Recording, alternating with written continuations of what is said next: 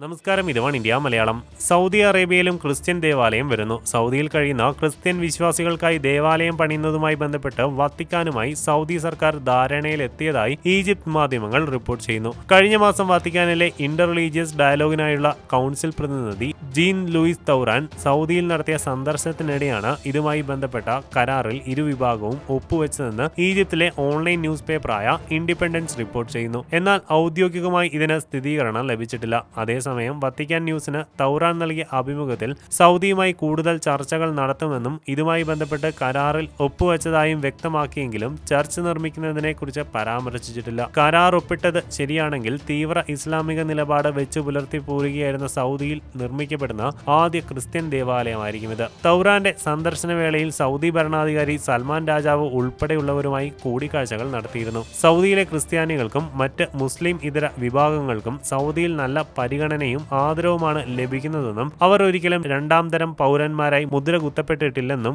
Vatican റേഡിയോയ്ക്ക് നൽകിയ അഭിമുഖത്തിൽ തൗറാൻ പറഞ്ഞു. ഈ വാർത്തയോട് നിങ്ങൾക്കും പ്രതികരിക്കാവുന്നതാണ് കമന്റ്സിലൂടെ. For latest news, like it, share it and subscribe to One India Malayalam.